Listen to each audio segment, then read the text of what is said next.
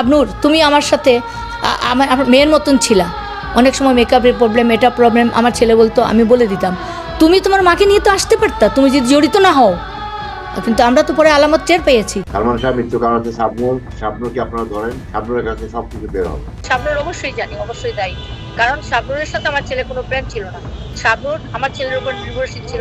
দীর্ঘ ৩ দশক পর হঠাৎ করে কি তবে হাতকড়া পড়তে যাচ্ছে ৯০-এর দশকের সারা জাগানো ও তুমুল জনপ্রিয় চিত্রনায়িকা শাবনূরের হাতে? খোদ অমর মহানায়ক সালমান শাহের গর্ভধারিণী মায়ের একের পর এক বিস্ফোরক অভিযোগে এবার সরাসরি কাঠগড়ায় দাঁড় করানো হচ্ছে বাংলা চলচ্চিত্রের এক সময়ের সবচেয়ে জনপ্রিয় নায়িকা শাবনূর এবং এফডিসির দাপুটে প্রযোজক ও খলনায়ক মনোয়ার হোসেন দীপজলকে। সম্প্রতি এই চাঞ্চল্যকর মামলার অন্যতম খলনায়ক ডন আইনি জালে আটকে পড়ার পর থেকেই হিসাবের খাতা পুরোপুরি উল্টে গেছে। ডনের রিমান্ডের খবরে তাসের ঘরের মতো ভেঙে পড়তে শুরু করেছে ২৯ বছর ধরে অত্যন্ত সুকৌশলে সাজিয়ে রাখা সেই মিথ্যা গল্পের পাহাড়। পিবিআইয়ের চাঞ্চল্যকর তদন্ত রিপোর্ট আর যুক্তরাজ্য প্রবাসী রেজভী আহমেদ ফরহাদের জবানবন্দিতে এবার বেরিয়ে এসেছে গা শিউরে ওঠা এক লোমহর্ষক তথ্য। দেশটির কোটি মানুষের স্বপ্নের নায়ক সালমান শাহকে সত্যি শাবনূরকে দ্বিতীয় স্ত্রী হিসেবে ঘরে তুলতে চেয়েছিলেন, নাকি তারকা ইমেজ আর ক্যারিয়ার একেবারে ধ্বংস করে দেওয়ার ভয় দেখিয়ে দিনের পর দিন তাকে চরম ইমোশনাল ব্ল্যাকমেল করা হয়েছিল? আর এই পুরো অন্ধকার মাস্টার প্ল্যানের পেছনে কার ছত্রছায়া ছিলেন অভিনেতা ডন? আজ দেশ নিউজ 24 এর এই এক্সক্লুসিভ ও অনুসন্ধানী প্রতিবেদনে বেরিয়ে আসবে এফডিসির সেই চাপা পড়া অন্ধকার রাজনীতির সব অজানা ও চাঞ্চল্যকর তথ্য। ৯০-এর দশকের বাংলা চলচ্চিত্রে সালমান এবং শাবনূর জুটি ছিল কোটি তরুণ তরুণীর স্বপ্নের আইকন। স্বপ্নের ঠিকানা, আনন্দ অশ্রু কিংবা তোমাকে চাইয়ের মতো ব্লকবাস্টার সিনেমাগুলোতে স্ক্রিনে তাদের রোমান্স দেখে সিনেমা হলের দর্শকরা রীতিমতো হাততালিতে ফেটে পড়ত। তাদের পর্দার রসায়ন এতটাই নিখুঁত ছিল যে দর্শক তাদের বাস্তব জীবনের জুটি হিসেবে ভাবতে শুরু করেছিল। কিন্তু ক্যামেরার পেছনের বাস্তব গল্পটা ছিল একদমই আলাদা, বিষাক্ত এবং ভয়াবহ।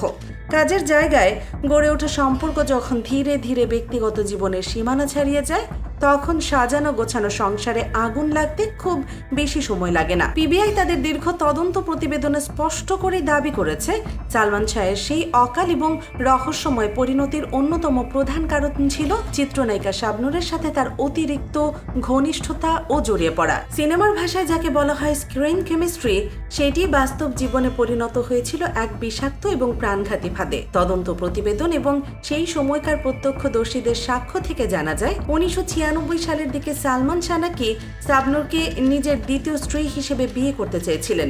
এই দ্বিতীয় বিয়ের গুঞ্জনই মূলত তাদের মধ্যে সেই ভয়ঙ্কর বারুদ হিসেবে কাজ করে যা সালমানের সাজানো দাম্পত্য জীবনে আক্ষরিক অর্থেই আগুন জ্বেলে দিয়েছিল। সালমান শাহের স্ত্রী সামিরা কোনোভাবেই এই দ্বিতীয় বিয়ের বিষয়টি মেনে নিতে রাজি ছিলেন না। শুরু হয় চরম পারিবারিক কলহ এবং অশান্তি। একদিকে ক্যারিয়ারের সবচেয়ে সফল নায়িকা, অন্যদিকে নিজের আইনি স্ত্রী, এই দুই নারীর মনস্তাত্ত্বিক যুদ্ধে সালমান শাহ পরিণত হয়েছিল এক অসহায় ঘটিতে। দিনের পর দিন অসহনীয় মানসিক চাপ তাকে তিলে তিলে নিঃশেষ করে দিচ্ছিল। তিনি না পারছিলেন সামিরাকে ছাড়তে, না পারছিলেন শাবনূরের মায়াজাল থেকে বেরিয়ে আসতে। ঘরের ভেতরের এই চরম অশান্তি আর মানসিক দুর্বলতার সুযোগটি নিখুঁতভাবে কাজে লাগিয়েছিল তার আশপাশের ছদ্মবেশী শত্রুরা।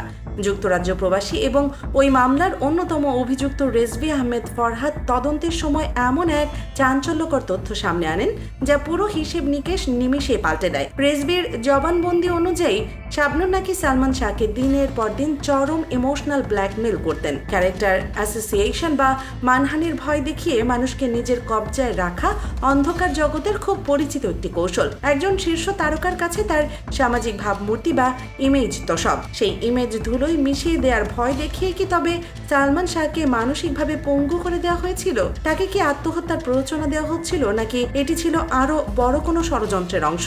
রেজভীর এই দাবি যদি সত্যি হয় তবে বুঝতে হবে সালমান শাহ এমন এক অন্ধকার কানা গলিতে আটকে পড়েছিল যেখান থেকে বের হওয়ার কোনো রাস্তাই তার সামনে খোলা ছিল না। সালমান শাহর মা নীলা চৌধুরী এবার মুখ খুলেছেন। তার কথায় বেরিয়ে এসেছে শাবনূরের এক অন্য রূপ। নীলা চৌধুরী অত্যন্ত আক্ষেপ করে স্পষ্টভাবেই বলেন শাবনূরের সাথে তার ছেলের সাধারণ সহকর্মীর মতো বন্ধুত্বের সম্পর্ক ছিল না, বরং শাবনূর সালমানের উপর অতিরিক্ত নির্ভরশীল ছিলেন। করছো মাত্র, তুমি কেন ডিভোর্স করে দিবা? সংসার করো, ঠিক হয়ে যাবে। তো কষ্ট হলেও আমরা তাকে ঘরে দিই। আমি তো ওই ভাষায় যাইনি। সালমানের মন ছিল অত্যন্ত সহজ সরল, তাই তিনি সবসময় শাবনূরকে বিভিন্ন কাজে সাহায্য করার চেষ্টা করতেন। কিন্তু সেই সহযোগিতামূলক মানসিকতার সুযোগ নিয়ে শাবনূর সালমানের জীবনের অতিরিক্ত প্রভাব বিস্তার করতে শুরু করেন। এবার দৃষ্টি দেয়া যাক দ্বিতীয় আলোচিত চরিত্রের দিকে। তিনি হলেন 90 দশকের এফডিসির অঘোষিত গডফাদার মনোয়ার হোসেন ডিপজল, যার ইশারা ছাড়া সেই সময় এফডিসিতে একটা পাতাও নড়ত না বলে শোনা যায়। নীলা চৌধুরী কোনো রাগ ঢাক না রেখে সরাসরি আঙুল তুলেছেন এই বাঘা প্রযোজকের দিকে। নীলা চৌধুরীর জোরালো দাবি, অভিনেতা ডন ছিলেন এই পুরো ঘটনার পেছনের অন্যতম কারিগর এবং ছক কষার মূল নায়ক। কিন্তু একটু গভীরভাবে চিন্তা করলেই বোঝা যায়, ডনের মতো একজন সাধারণ খল অভিনেতার পেছনে যদি কোনো বড় ধরনের রাজনৈতিক বা প্রশাসনিক শক্তি না থাকে, তবে সে কিভাবে দীর্ঘ 29 বছর ধরে এত বড় একটা ঘটনা ঘটিয়ে বুক ফুলিয়ে ঘুরে বেরিয়েছে। নীলা চৌধুরীর দাবি, ডনের মাথার উপরে ছাতা হয়ে দাঁড়িয়েছিলেন খোদ ডিপজল। ডিপজলের ছায়াছত্র ছাড়া ডনের পক্ষে এত বড় মাস্টার প্ল্যান সফল করা এবং আইনের ধরাছোঁয়ার বাইরে থাকা একেবারেই অসম্ভব। এত বড় অভিযোগ ওঠার পর অস্ট্রেলিয়া প্রবাসী শাবনূর সিডনি থেকে একটি কড়া বার্তা দিয়েছেন। তিনি তার বিরুদ্ধে ওঠা সমস্ত অভিযোগকে সম্পূর্ণ মিথ্যা, ভিত্তিহীন এবং উদ্দেশ্য প্রণোদিত বলে উড়িয়ে দিয়েছেন। নিজের সম্মান রক্ষার্থে তিনি বলেছেন, সালমান শাহ তার বড় ভাইয়ের মতো এবং অত্যন্ত প্রিয় একজন সহশিল্পী ছিলেন। এমনকি রেজভি আহমেদ ফরহাদ নামের ওই ব্যক্তিকে তার জীবনে কখনো দেখাই হয়নি বলে দাবি করেছেন শাবনূর।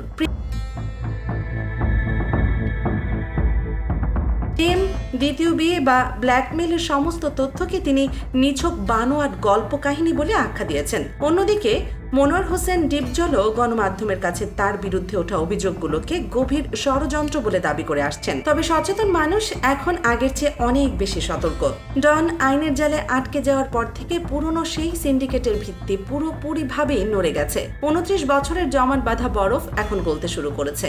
এখন যে কোনো সময় বড় ধরনের চমক দেখতে পারে দেশবাসী। প্যান্ডোরার বাক্স একবার খুললে সেখান থেকে এমন সব সত্য বেরিয়ে আসবে যা মানুষের কল্পনাকেও হার মানাবে।